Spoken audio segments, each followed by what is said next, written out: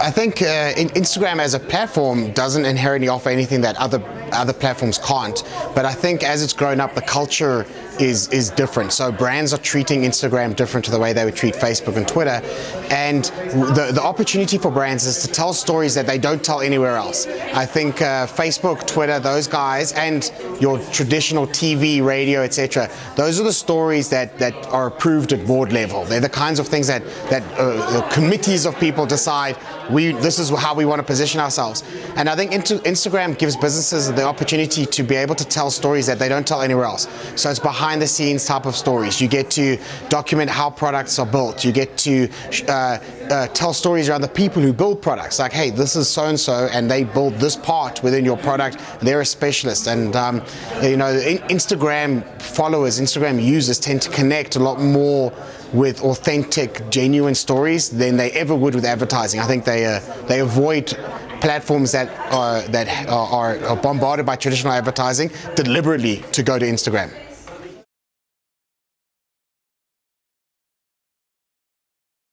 So Instagram offers has very recently launched a video option. It's a 15-second video that you can now build into your stream. So if you don't want to share videos, you can share. If you don't want to share photos, you can share videos. The 15 seconds is quite a strict limitation. You can't go crazy with it, but it's a good thing. It's forcing people and forcing brands to be smart about how do they package a piece of information, a piece of insight or knowledge or story into 15 seconds. And we've already seen some really cool examples come up. There's some cooking shows that do a cooking show in 15 seconds, how to prepare a meal in 15 seconds, which is brilliant. We generally don't have more time than 15 seconds to figure that out.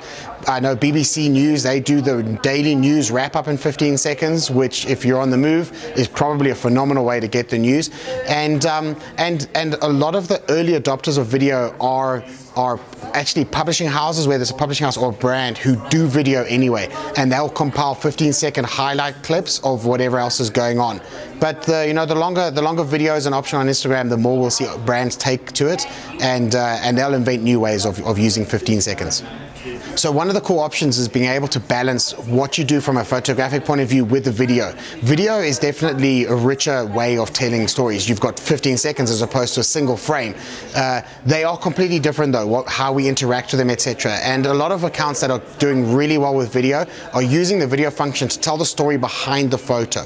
So you get to see a still photo and you get to engage with it and appreciate it and hopefully like it. And then they'll do a follow-up, whether it's instantaneous follow-up or a day or two later, and go, this is some of the story that led to this photo. So it could be, the one example was a photographic account where they teach you how to take photos. So the video gave you the behind the scenes instructions on the setup, lighting, etc., etc.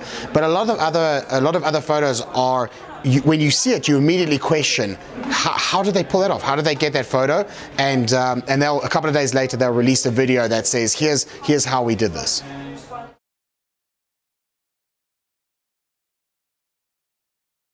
I don't believe that you need to be an incredible photographer. I know that incredible photographers are by default successful on Instagram because people were always going to love their photos. But I think that you don't need to be a great photographer to be a great storyteller.